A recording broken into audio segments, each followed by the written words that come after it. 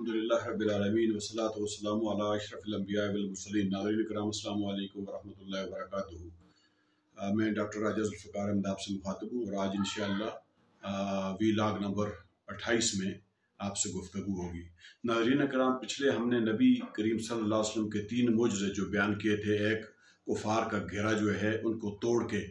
और उनकी आंखों पर पर्दा अल्लाह रब्बुल आलमीन ने डाल दिया, वहाँ से निकल के। दूसरा, गारे शोर के अंदर कुफार तलाश करते करते पहुँच के सामने खड़े थे लेकिन देख नहीं पा रहे थे, वहाँ पर उनकी आंखों पर अल्लाह रब्बुल आलमीन ने पर्दा डाल दिया। तीसरा मोजज़ा जो है वो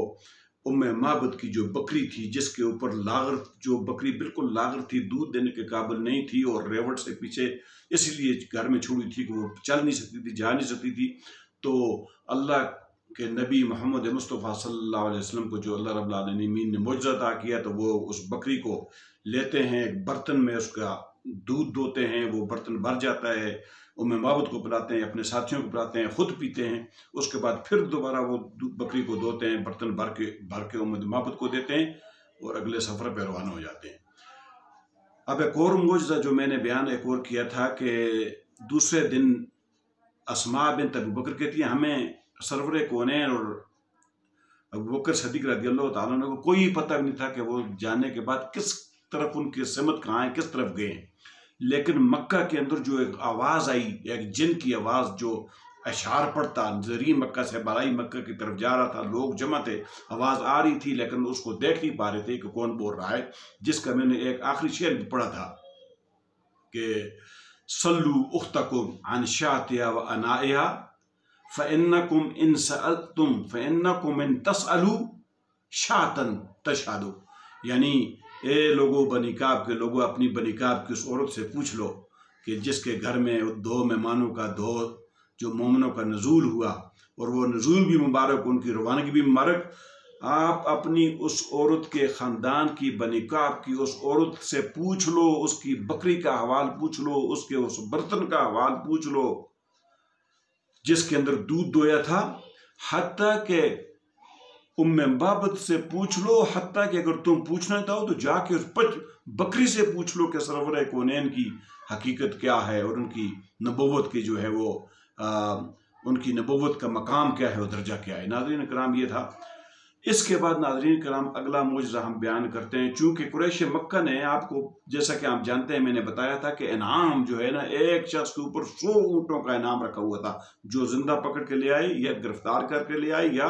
उनको कत्ल कर दे, शहीद कर दे, तो उसके ऊपर इनाम रखा हुआ था। नाउज़ु बिल्लाह मिन ज़ालिक। नाज़रीन किराम, वहाँ से जब आगे काफिला बढ़ता है, सरवरे कौनैन जाते हैं, तो सराका बिन मालिक जो हैं, ये अपनी कौम के उस इलाके के सरदार हैं। ये कहते हैं कि मैं अपनी कौम की मजलिस में बैठा हुआ था, मुझे चंद अफराद आके कहते हैं कि कुछ लोग हमने साहिल के किनारे सफ़र पर देखे हैं, तो मुझे लगता है कि ये मोहम्मद और उनके कोई साथी हैं। तो सराका बिन मालिक कहते हैं कि मैं समझ गया, मैं जान गया कि ये हैं, वो हैं तो वही हैं, लेकिन मैंने इनकार कर दिया। दिल में एक जो उसके पैदा हुई कि शायद ये जो अनाम है मैं इनको गिरफ्तार कर लूँ या मैं इनसे निपट लूँ तो वो अनाम में हासिल कर लूँ, तो मैंने इनकार कर दिया, नहीं ये वो लोग नहीं हैं, ये कोई फलां कबीले को कोई और लोग हैं, सफ़र पे जा रहे हैं। हालांकि वो कहते हैं मुझे पता था कि ये वही हैं। तो उसके बाद सराका बिन मालिक खुद कहते हैं कि मैं कुछ देर उसी मजलिस के अंदर बैठा रहा, और कुछ देर के बाद मैं वहाँ से निकला, अपने घर गया, अपनी लोडी को मैंने ये आर्डर किया, हुक्म किया कि मेरे घोड़े को तैयार करके उस फलां टीले के पास पहुँचा दो। फिर वो कहते हैं कि मैं अपने घर की पिछवाड़े से निकला, अपने तीर कमान अपने पास लिए, अपनी वहाँ पर घर से निकल के चलते हुए मैं इस टीले के पास पहुँचा। मैं अपने घोड़े पे सवार हुआ और घोड़ा मैंने सरपट दौड़ाया। कहते हैं समत में गया। कहते हैं कि मैं रसूल करीम और अबू बकर सदीक़ रज़ियल्लाहु ताला अन्हु को मैं उनके करीब तरीन यानी जा पहुँचा। अब ये हुआ कि मैं अभी उनके करीब पहुँचा था कि मेरा घोड़ा जो है वो गिरा और मैं भी उससे गिर पड़ा। कहते हैं जब मैं गिरा तो मैंने अपने तीर अपने उससे निकाले और कहते हैं कि मैंने देखा कि मेरे ये तीर उनकी रेंज में है, यानी जब मैं हमला करूंगा तो उनकी ये नुकसान पहुंचाएंगे कि नहीं। कहते हैं जब मेरे तीर जब मैंने निकाला तो वो बेकार तीर जिसको मैं पसंद ही नहीं करता था वो मेरे हाथ में आया। मैंने तीर फेंका और फिर मैं घोड़े पे सवार हुआ, फिर घोड़ा मैंने पीछे दौड़ाया। حتیٰ کہ کرتے کرتے کرتے میں رسول کریم ان لوگوں کے قریب اتنا پہنچ گیا کہ مجھے سرور کونین کی قرآن کی تلاوت کی آواز آ رہی تھی، اور رسول کریم صلی اللہ علیہ وسلم چونکہ آگے بیٹھے ہوئے تھے، ان کے پیچھے ردیف النبی ہے ابو بکر ان کے پیچھے بیٹھے ہوئے تھے، اور ابو سراقہ بن مالک بیان کرتے ہیں بعد میں، یہ بعد میں اسلام قبول کر لیا تھا میں آپ کو بتاتا ہوں، تو وہ کہتے ہیں کہ ابو بکر صدیق بار بار مجھے پیچھے دیکھ رہے تھے اور کہہ رہے تھے کہ اے اللہ کے نبی صلی اللہ علیہ وسلم، یہ فلاں شخص یہ آ رہا ہے کہ یہ ہمیں پا لے گا، یہ ہم تک پہنچائے گا۔ تو اللہ کے نبی صلی اللہ علیہ وسلم نے ابو بکر صدیق کو فرمایا کہ ابو بکر لا تحزن ان اللہ معانا، ابو بکر فکر مت کرو، اللہ رب العالمین کی ذات جو ہے وہ ہمارے ساتھ ہے، ہمیں یہ نقصان نہیں پہنچا سکتا۔ کہتے ہیں سراقہ بن مالک کہتے ہیں میں پھر دوبارہ گھوڑے پہ سوار ہوا، جب میں گھوڑا میں نے سر پر دوڑایا، جب ان کے پاس پہنچا مجھے تلاوت کی آواز آ رہی تھی تو میرا گھوڑا دوبارہ گرا اور میرے گھوڑے کے پاؤں جو ہیں یہ زمین کے اندر دھس گئے، زمین کے اندر دھسے جب تو میں نے پھر زمین کے میں بھی گر گیا، گھوڑا کے پاؤں زمین کے اندر دھس گئے، تو میں نے پھر تیر نکالنے کی کوشش کی تو میرے پاس وہی سب سے بیکار تیر جس کو میں پسند ہی نہیں کرتا تھا، پھر وہ آیا۔ تو کہتے ہیں کہ میں سمجھ گیا کہ یہ دین غالب ہو کر رہے گا، اور محمد مصطفیٰ یہ اللہ کے نبی ہیں، یہ اللہ کے نبی ہیں، یہ اللہ کے نبی ہیں، اس دین نے غالب ہونا ہے۔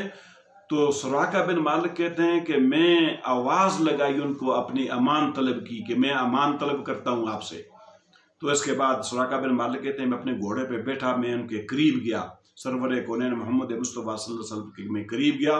اور ان کو میں نے کہا کہ یہ آپ کی قوم جو ہے آپ کی تلاش میں ہے، اور آپ کے پیچھے اس طرح انہوں نے انعام رکھے ہوئے ہیں۔ تو سرور کونین نے اس کی ساری باتیں سنی، لیکن سرور کونین نے اس کو کوئی جواب بھی نہ دیا۔ پھر اس کے بعد سراقہ بن مالک نے کھانے پینے کی چیزیں پیش کی، توشہ پیش کیا کھانے کے لیے، تو سرور کونین نے اس کو قبول نہ کیا۔ اور پھر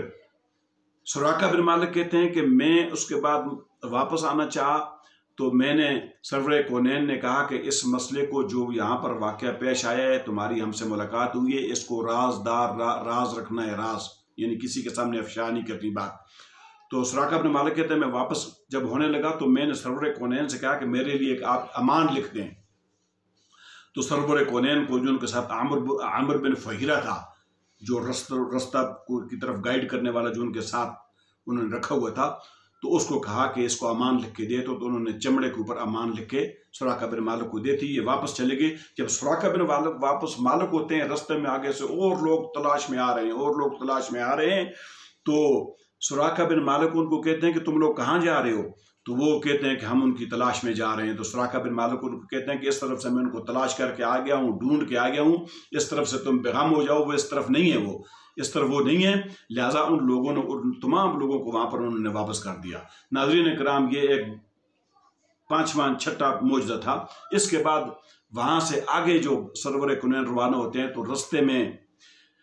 بریدہ اسلمی ابھی اسلام قبول نہیں کیا تھا، تو بریدہ اسلمی رضی اللہ تعالی عنہ اپنے 70 آدمیوں کے ساتھ، پورے قبیلے 70 آدمیوں کے ساتھ اسی تلاش میں ہیں، انعام کو حاصل کرنے کے اسی تلاش میں سرور کونین کو اور ابو بکر صدیق کو تلاش کر رہے ہیں، ڈھونڈ رہے ہیں۔ تو لیکن جب ان کا آمنا سامنا ہوتا ہے، رسول کریم کے پاس آتے ہیں، جب رسول کریم کی باتیں سنتے ہیں، گفتگو ہوتی ہے ان سے، تو بریدہ اسلمی جو ہیں سرور کونین کے اخلاق سے، ان کی پیار محبت سے، خلوص کے، ان کی گفتگو سے، اور اللہ کی توحید سے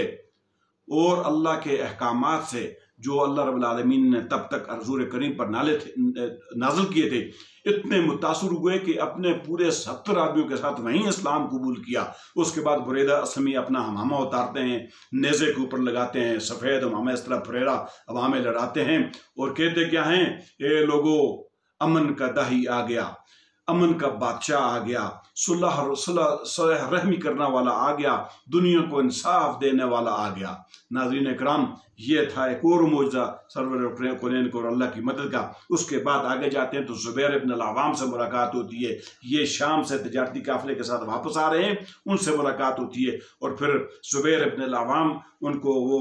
شامی پرچہ جات ان کے پاس لائیں، وہ پیش کرتے ہیں، ابو بکر صدیق کو بھی پیش کرتے ہیں، اور سرور کونین کو بھی ناظرین کرام پیش کرتے ہیں۔ ناظرین کرام، یہاں پر آج رکتے ہیں تاکہ ویڈیو لمبی نہ ہو جائے، لمبی ہو جاتی ہے تو پھر سننے میں آپ کو اور دیکھنے میں دشواری ہوتی ہے، کیونکہ آج لوگ بہت کم دین کی طرف بہت کم مائل ہیں، دنیا کی طرف زیادہ مائل ہیں، تو اس لیے میں اس کو مختصر رکھتا ہوں. انشاءاللہ یہاں سے آگے اگلے ویلاگ میں انشاءاللہ گفتگو کریں گے. وآخر دعوانا ان الحمدللہ رب العالمین، والسلام علیکم ورحمۃ اللہ وبرکاتہ.